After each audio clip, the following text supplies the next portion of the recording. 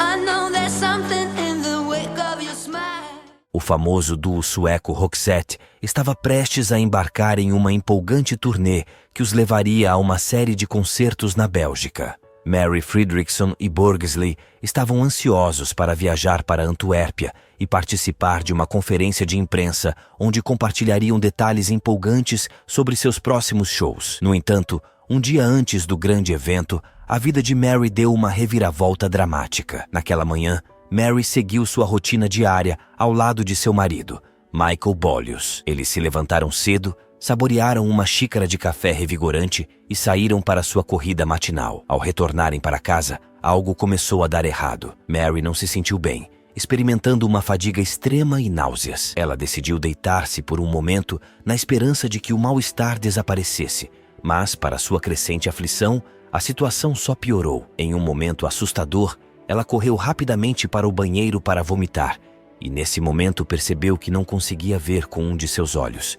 Tudo ficou escuro. Esta foi a última lembrança de Mary antes de perder a consciência. Felizmente, seu marido Michael percebeu a gravidade da situação e tentou ajudá-la, mas a situação rapidamente se tornou aterradora. Mary sofreu uma convulsão tão intensa que resultou em uma fratura craniana. Com urgência, Mary foi levada para a clínica médica mais próxima. Enquanto ela inicialmente pensava que isso era apenas um acidente passageiro, os médicos logo descobriram informações muito mais sérias sobre seu estado de saúde. Eles recomendaram que ela cancelasse imediatamente a tão esperada turnê. Minutos depois, o médico retornou com uma notícia surpreendente que mudaria completamente o curso de sua vida. No entanto, antes de mergulharmos nas reviravoltas inesperadas na história de Mary e Per, vamos retroceder no tempo para explorar mais profundamente a trajetória do Roxette, seus membros, sua carreira repleta de sucessos e a trágica situação que os forçou a interromper sua carreira artística. O Roxette, um duo musical sueco,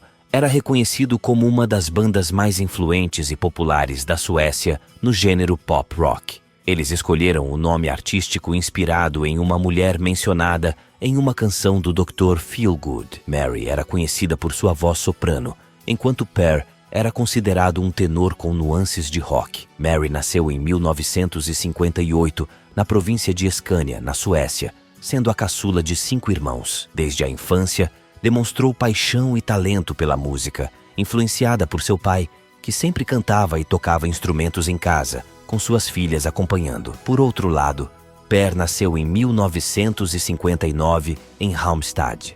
A jornada musical de Mary a levou a aprimorar suas habilidades ao longo dos anos. Um ano antes de ingressar na universidade, ela se juntou à Universidade Popular, ampliando ainda mais seus horizontes musicais. Lá, também se aventurou nas artes dramáticas, o que a levou a fazer turnês pela Suécia e a conhecer pessoas que moldariam seu destino. Além disso, ela participou de várias bandas, incluindo Sterling Mama Smart, e até gravou um jingle de Natal com sua banda em dezembro de 1981. A grande cantora sempre sonhou com uma carreira solo, mas foi somente em 1986 que ela uniu forças de forma definitiva com Per para formar o Roxette no cenário musical sueco. Com sua incrível voz e o talento de Per como compositor, eles se tornaram uma dupla perfeita destinada a fazer história na música pop internacional. Porém, como veremos em breve, o destino reservava desafios inimagináveis para eles.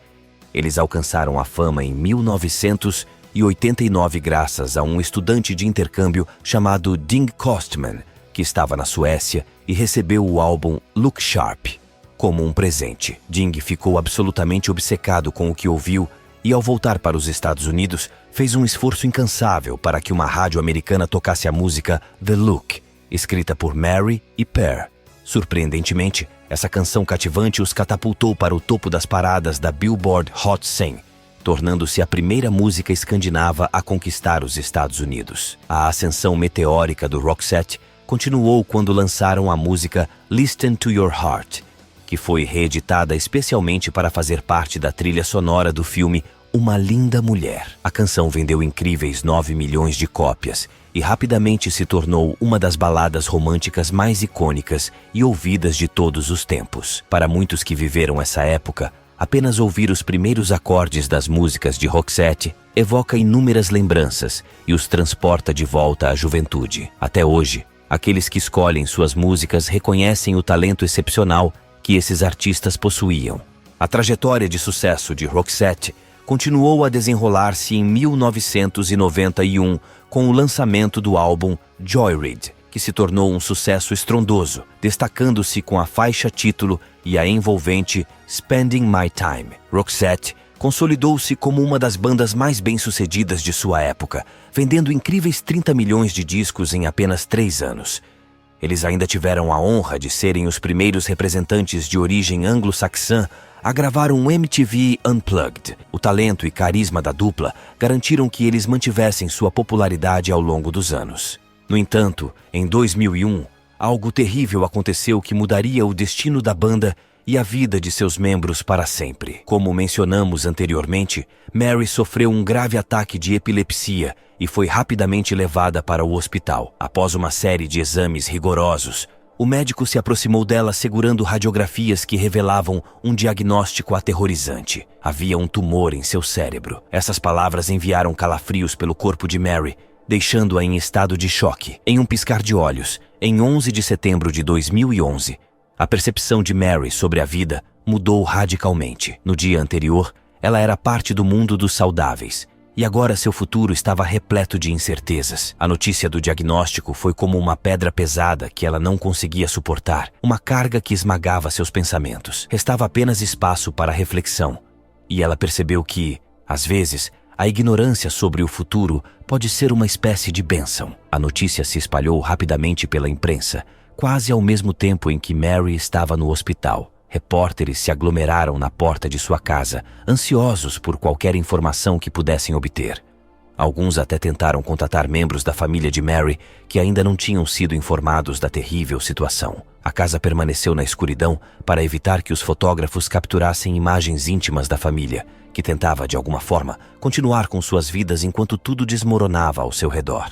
A história de Roxette estava prestes a enfrentar um dos maiores desafios de sua história. O casal enfrentou uma pressão avassaladora para proteger seus filhos do turbilhão da mídia. A babá e as crianças se tornaram alvos constantes dos repórteres enquanto iam para a escola, e todos estavam ansiosos por qualquer vislumbre do que estava acontecendo com a família. As imagens da família se tornaram objetos de desejo, e o assédio da imprensa se intensificou, impactando diretamente a vida da família Fridriksson Bollios. Eles começaram a suspeitar que informações estavam sendo vazadas do hospital, o que eventualmente resultou na divulgação do diagnóstico de Mary. Isso os forçou a compartilhar abertamente a situação com o público. O primeiro pensamento de Mary após o diagnóstico foi se ela iria sobreviver, e o médico tranquilizou-a, afirmando que o tumor poderia ser removido por meio de cirurgia. No entanto, a partir desse ponto, sua memória se tornou nebulosa, lembrando-se apenas do médico balbuciando palavras ininteligíveis. Ela estava atordoada demais para processar o que estava acontecendo. Foi Michael, seu dedicado marido, quem imediatamente percebeu que o tumor poderia ser maligno e que a situação era muito mais grave do que aparentava. Um amigo especialista de confiança deles cuidou da fratura craniana resultante do impacto, mas ele também foi direto sobre a situação. Ele informou ao casal que Mary tinha, no máximo, de 1 a 3 anos de vida. A preocupação predominante de Mary e Michael, nesse momento doloroso, era como comunicar isso para seus filhos, com idades de 8 e 5 anos, e explicar o que estava acontecendo e o que, inevitavelmente, aconteceria. Michael assumiu a tarefa de proteger Mary da gravidade da doença, pois ela nutria muitas esperanças de superar a situação e ele não queria desanimá-la. Quando Mary finalmente retornou para a casa do hospital, ela estava em uma cadeira de rodas, pois a queda tinha afetado seu equilíbrio. No entanto, surpreendentemente, seus filhos encontraram alegria nessa situação desafiadora. O filho deles, em uma demonstração de amor e apoio, se vestiu como Batman, possivelmente para arrancar um sorriso de sua mãe. Esse período tumultuado da vida deles, de alguma forma, misturava uma escuridão inquietante com momentos de alegria. Após uma cirurgia corajosa, o tumor foi removido e 1 ano depois, Mary passou por outra intervenção cirúrgica, desta vez com a utilização de um bisturi gama, um dispositivo que emite radiação precisamente na área afetada, poupando os tecidos saudáveis. Uma espécie de coroa metálica foi fixada em seu crânio, um procedimento que Mary suportou com bravura, mesmo estando acordada, com apenas um creme para anestesia local. Ela se referiu a isso como sua coroa de espinhos, considerando esse momento um dos mais desafiadores de suas estadias no hospital. A coragem e determinação de Mary durante esse período difícil mostraram o quão resiliente ela era diante da adversidade. A jornada de Mary e Michael, membros do Roxette, foi marcada por momentos estranhos e inesperados, onde pessoas tentavam se aproximar deles sem perceber a profundidade da batalha que estavam enfrentando. Mesmo após a cirurgia com o bisturi gama, quando estavam na sala de recuperação, um médico desconhecido entrou no quarto e começou a falar sobre sua própria carreira musical. O comportamento bizarro desse indivíduo deixou o casal perplexo e frustrado, pois eles ansiavam pelos resultados do procedimento. Além disso, eles se lembram de uma enfermeira que compartilhou seus problemas conjugais e desejos de divórcio. Conversas que pareciam banais e irrelevantes diante da situação crítica que Mary estava enfrentando. No entanto, a vida familiar de Mary e Michael havia mudado drasticamente. Eles se viram imersos em uma realidade de tristeza e preocupação, enquanto suas crianças, ainda muito jovens, enfrentavam uma nova dinâmica familiar. As sombras da incerteza pairavam sobre eles, mas encontraram algum conforto em um gato de estimação para as crianças e no vinho para os adultos, elementos que amenizavam as mudanças e a angústia que todos estavam experimentando. Para Mary, uma das partes mais dolorosas da doença era a impossibilidade de ser mãe como ela desejava. Sua rotina consistia em visitar hospitais constantemente, deixando-a exausta. Nesse período desafiador, sua fé desempenhou um papel crucial em ajudá-la a enfrentar momentos desesperadores, especialmente à noite, quando os pensamentos e o pânico intensificavam. 6 meses após o diagnóstico devastador, Roxette recebeu a Medalha das Artes, uma honra entregue pelas mãos do rei. No entanto, esse reconhecimento agridoce os levou a contemplar o pior desfecho para Mary prematuramente, e eles decidiram apressadamente aceitar a distinção. Apesar do amargor dessa situação, Mary conseguiu encontrar momentos de alegria e gratidão. Em 30 de janeiro de 2003, durante a cerimônia de entrega do prêmio, Mary fez sua primeira aparição pública após a cirurgia. Ela estava visivelmente mais magra e usava um chapéu elegante para cobrir a calvície resultante do tratamento. Naquela mesma manhã, seu agente Dimberg a aconselhou a não ler o jornal Expressen, mas naturalmente após a sugestão, foi a primeira coisa que fizeram. No jornal, encontraram uma notícia falsa que afirmava que o câncer de Mary havia se espalhado para várias partes de seu corpo. Uma notícia que era completamente infundada. Dimberg realizou uma coletiva de imprensa para negar enfaticamente essa falsa notícia, contando com o apoio dos profissionais médicos que cuidavam de Mary. Mais uma vez, eles suspeitaram que informações estavam vazando do hospital e consideraram levar o caso para os tribunais. No entanto, após ponderação, perceberam que seus motivos não eram suficientes para prosseguir com uma ação legal, o que resultou em gastos financeiros significativos. A notícia falsa havia se espalhado por todo o mundo, mas, em meio a tudo isso, o carinho expressado por milhares de fãs incentivou Mary e Michael a continuarem criando em meio à tempestade. Em 10 de outubro de 2004, eles lançaram o álbum The Change. O álbum foi gravado no estúdio de sua casa, graças a todos os esforços de Michael. A faixa título reflete o momento que estavam vivendo, transformando tanta dor e desespero em algo artístico. Mary usou o álbum como uma forma de catarse, canalizando seus sentimentos e experiências através das letras, de sua voz e até mesmo da arte da capa. Ela também encontrou outra forma de terapia ao desenhar com carvão em sua sala de jantar, uma atividade que estava relacionada de forma simbiótica com a música. Em 2005, realizou sua primeira exposição de arte chamada After the Change, que foi um sucesso absoluto, com todas as obras vendidas no segundo dia da mostra. No processo de busca pela recuperação de sua saúde, Mary passou por uma série de médicos e terapeutas, alguns dos quais sugeriram erroneamente que ela própria havia causado a doença, talvez devido ao consumo de álcool, o que a deixou ainda mais triste e culpada. A luta contra o câncer deixou sérias sequelas, incluindo a perda temporária da visão em um dos olhos e problemas motores. Mary também enfrentou dificuldades em memorizar palavras e escrever. A doença teve um impacto profundo na vida de Mary, afetando aspectos essenciais de sua identidade. Em 2007, ela perdeu temporariamente a capacidade de fala e passou por outra cirurgia. Com o tempo, com a combinação de tratamentos médicos e sua fé incansável, Mary conseguiu recuperar parte de sua vida anterior, permitindo que ela, de forma intermitente, voltasse à música e para os palcos. Em 8 de fevereiro de 2016, eles deram seu último concerto, celebrando os 30 anos de carreira da banda e promovendo o álbum Good Karma. Nas últimas apresentações, Mary estava sentada e apoiada em um bastão, demonstrando a tenacidade que a caracterizava. No entanto, em 2016, a doença retornou e os médicos a aconselharam a se afastar definitivamente do cenário artístico, devido à sua fraqueza crescente e ao agravamento do câncer.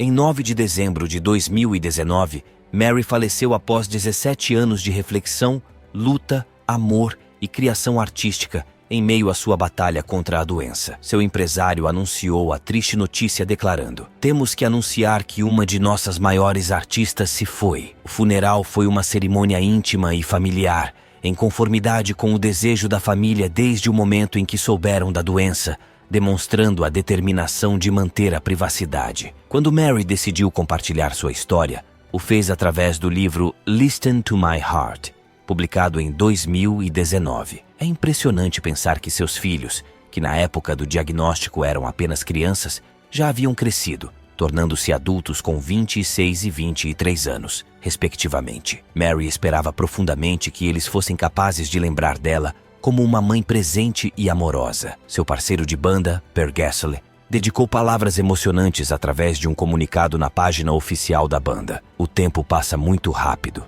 Obrigado por colorir minhas músicas com as cores mais belas. As coisas nunca serão as mesmas." Roxette se despediu junto com a vida da talentosa cantora, mas Mary deixou um legado duradouro.